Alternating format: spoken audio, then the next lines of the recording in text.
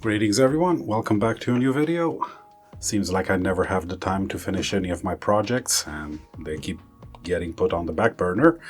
But in the meantime, I got more TEMU stuff sent in for different projects. But, well, since you guys love this video, might as well do a video about me unboxing them and showing you what I got in the mail. Maybe it inspires you for another one of your projects. So let's start off simple with some audio stuff. This is a 2.1 amplifier. Nothing special, it has Bluetooth included in it. Comes as a kit. These are the panels and have some screws and some standoffs. Even give you a chintzy screwdriver with it and all the knobs. This was cheap. This was around $10, $12 I think. Yeah, $12 more or less. Input is 12 to 24 volts. This is the model if you want to look it up. I'm sure there's like a million of them selling them. I've seen them in local stores as well, but this was way cheaper on TEMU. So yeah, 2.1 amplifier, output to speakers, left, right, and subwoofer as well. I'm planning to resurrect some old speakers that I have. Actually, a friend of mine has. So this could prove quite handy. I'm not quite sure yet of the quality. I haven't tested it yet. Pretty sure it's decent enough for what it is. Has integrated Bluetooth and aux in, line in. But time will tell once I get around to those speakers. Once I need to order more parts for them as well. I think the tweeters are blown, so I'm gonna have to order some of those as well. So yeah, that's when I'm gonna test it, but looks decent enough again for the price. I'm not expecting much, but I didn't ask for much anyway. Next up, keeping the audio team going, we have some crossovers. Honestly, I don't remember how much I paid for this. They weren't very expensive. Yeah, these were around $3 each.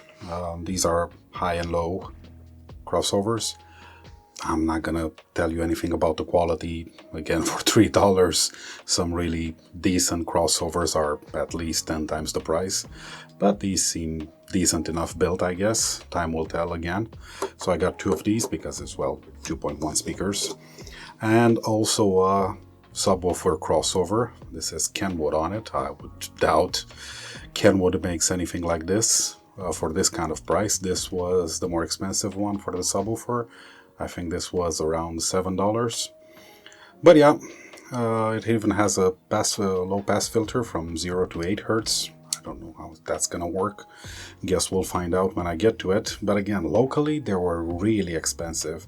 And especially since I'm trying to resurrect an old pair of speakers, well, it's not worth spending that much money yet until I know they're properly working and the sound is reasonable at least, because they are quite old. But yeah, TEMU seems like a good place for these kind of things. Again, they were cheap, so let's see how they work out. Next up, we have some speaker feet.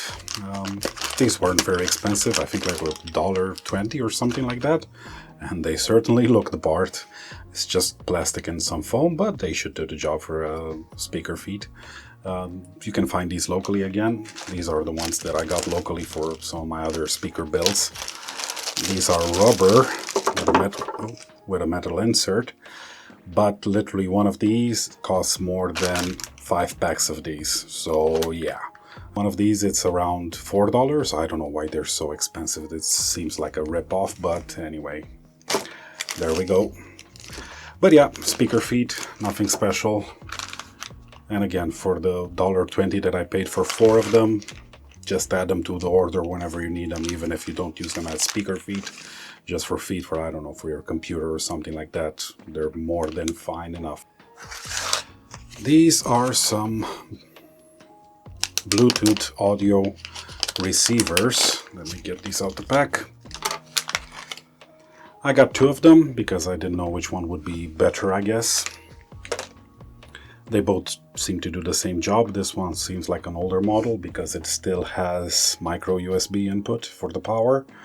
And it has a volume control on it, which is good enough, I guess. But then you'll have to design an enclosure for it where this volume wheel could be accessible, which I'm not quite sure how you would do it. Nice thing about it, it has the DC input. It seems like quite a range.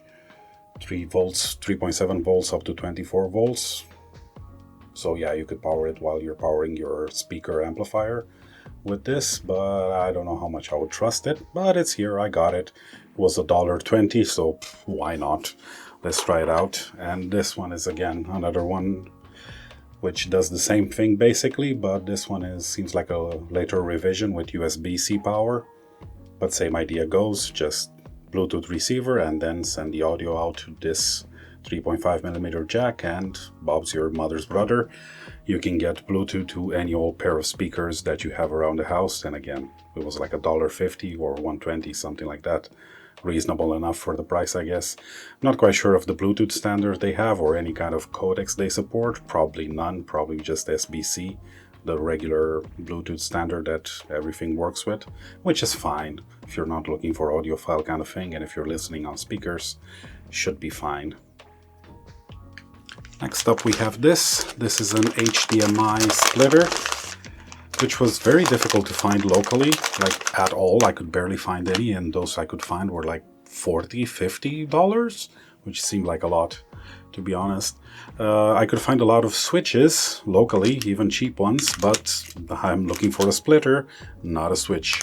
The difference is you take one input with a splitter, you take one input and it outputs the same thing on two outputs to HDMI. This claims 4K, I don't know how much I would trust it. Technically HDMI 1.4 supports 4K at 30 Hz, but I haven't tested it with 4K. I only need it for 1080p anyway, so that should be fine.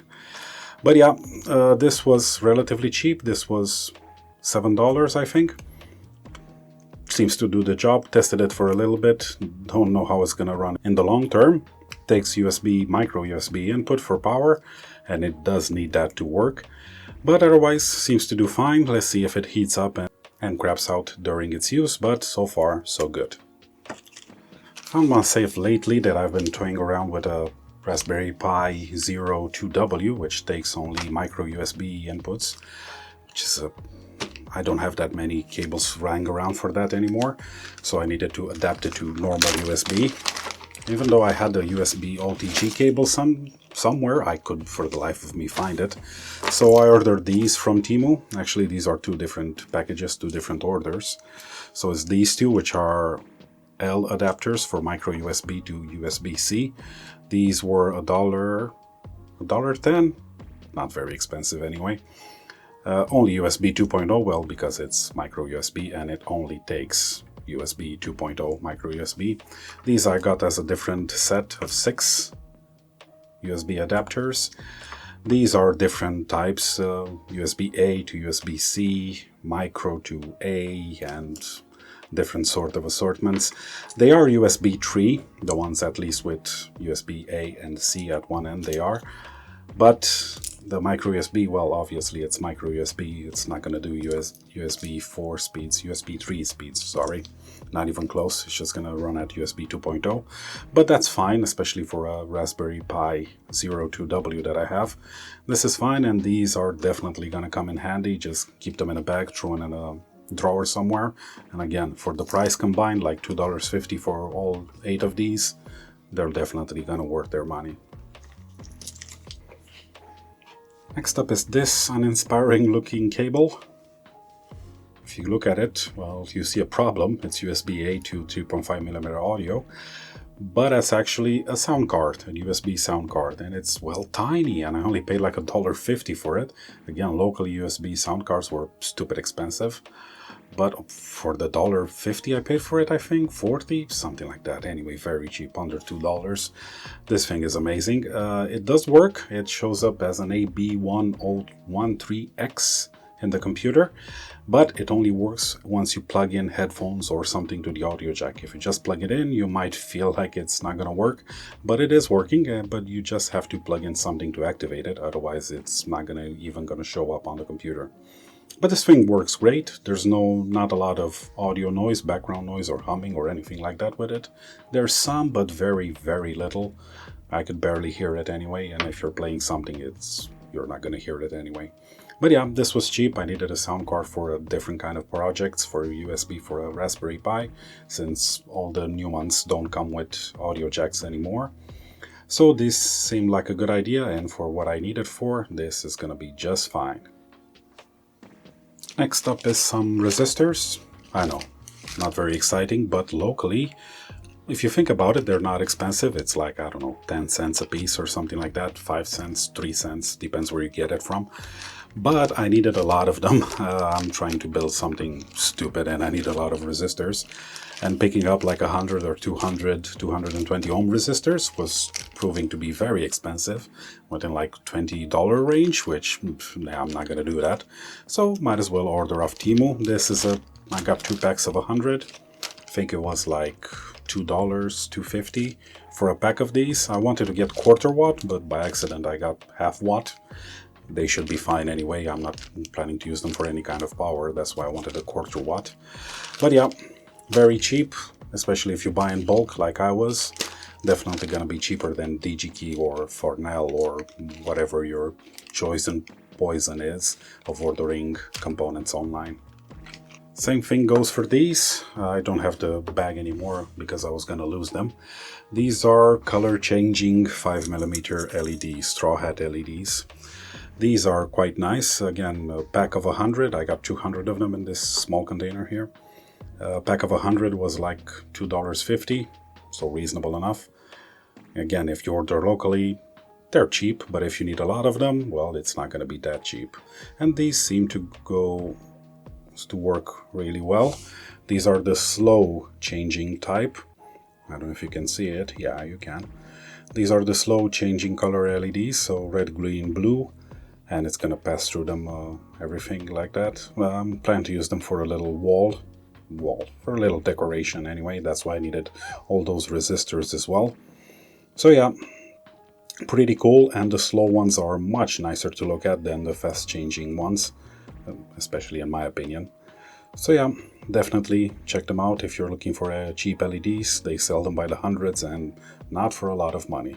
Can't test about the quality, but they should be fine enough for DIY use. And since I'm gonna be doing a lot of soldering, I finally got myself some helping hands. I never had them before, just some crappy ones that were included with my soldering station, but let's not talk about that. This again was cheap, was like $1.50 or $2 or something like that. What I liked about it, that you can clamp it to your table, so it keeps it in place without having to drill it or anything. Even though you can, if you remove this part, you can just, well, drill it down, fix it to your table, and always have helping hands nearby in these holes. But, you know, they seem reasonable enough, especially for the price that I paid. They seem stable enough, and they're gonna do the job anyway. I know, not very interesting, but if you don't have helping hands in your shop for soldering or, well, basically anything, holding anything in place, you should definitely consider getting them. Next up is these relay boards that I got for, well, cheap. I think this 2 relay board was around $2.50 or $3, something like that. This was a bit cheaper, like $1.50. But these are 5-volt relays. I mean, 5-volt input. You can trigger them with 5 volts, and, well, they say they support a lot. Max is like 10 amps at 250 volts, which I wouldn't trust it with that. But for low voltage, low amps, it should be just fine. I'm not sure if I'm gonna put, well, what is that, 2,500 watts through this small relay? Nah, I wouldn't trust it with that. Yeah, but these are cool, and I want to plan to use them with a project that I have planned with a Raspberry Pi. So these should work just fine with a Raspberry Pi low-level trigger, because they have octocouplers and everything. Let me quickly demonstrate them. So yeah, you just power them by 5 volts and then apply 5 volts to the input lines, and they're gonna trigger the relays, and then you can control higher power items from these terminals here. And they even have small LEDs, if you can see them. Yeah, you can. Which trigger when you apply power to them, so you can see that it's working. So they seem to work just fine. I don't know how hot they will get or anything like that, or their reliability over time, but they should be fine for what I'm tinkering with. But yeah, these are cool. If you don't have them, if you have a Raspberry Pi or something that you want to control, like an Arduino or an ATmega or anything like that, these are really cool to have and definitely shouldn't be missing out of your toolbox. Next up is these things, which will go together. These are brass inserts and accompanying screws. I got them as a separate package, but well, anyway, they do the same thing. These you would use to heat stake into plastic. These are very, very small. As you can see, the labels, they go from M2 to M3, but well, they're all very, very small. So yeah, you heat stake them. You just plug them into, let me see if my camera can focus here. Yeah.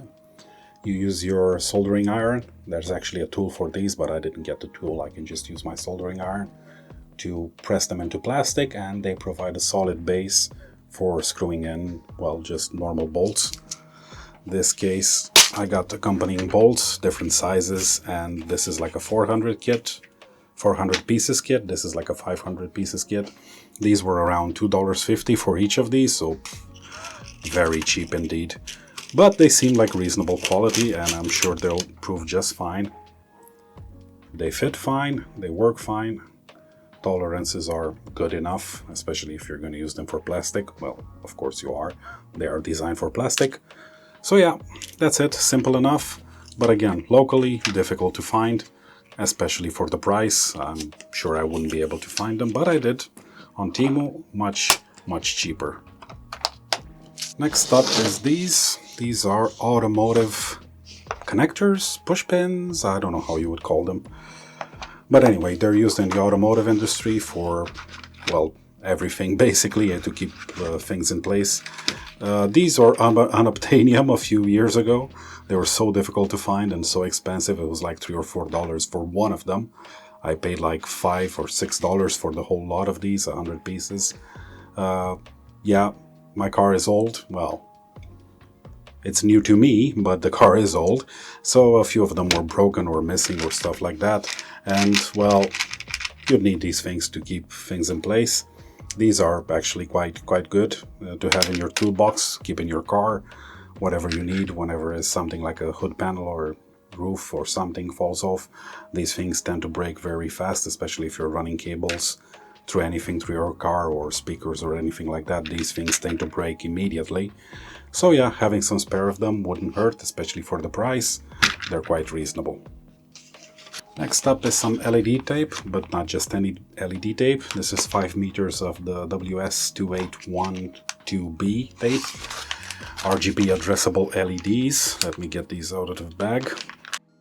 So I got 5 meters of this because locally, again, it was quite expensive, and I'd rather wait 10 days for TEMU to deliver it than pay 2 or 3 times the price. I don't need it immediately. Don't know about this tape? Well, it's basically just LEDs. This is the 60 LEDs per meter type. These are addressable RGB LEDs. That means you can do flashing patterns and all these kind of silly patterns on it. Actually, why am I explaining it? Let me plug it in and show you. So yeah, I don't know how good this is gonna show up on camera because it's using PWM, I think, to run through all these cycles. But this one has a little controller here that you can change the modes and everything, and you can see the LEDs, well, just going around in circles, using only 3 wires, only 1 wire actually, to deliver the signal. So yeah, it has a lot of modes here, and you can change the speed and everything as well. Again, I think it's going to be PWM, so it's going to flicker a bit on camera, not so noticeable in real life. But this is a really cool project that I want to build soon. It's taking a lot of time with the software kind of side of things, but I'll eventually get there. But yeah, these were cheap. This was, I think, $7 or $8 for 5 meters of it, which is reasonable enough, I guess. But yeah, these are really cool, really easy to control and everything with just the 1 pin from a Raspberry Pi or an Arduino or something like that. And I honestly can't wait to finish the project that I have in mind with these, once I get to it and finish all the software shenanigans that's happening with it. Next up is this. I actually got a couple of these. They advertise these as UPSs, which, well, in theory they are. They take 2 18650 lithium cells. Actually, why am I talking? Let me set up a multimeter and everything and show you how they work. You just plug in a couple of 18650s and it charges them and everything, and it outputs 5 volts. Actually, they come in different ranges, 5, 9 and 12 volts.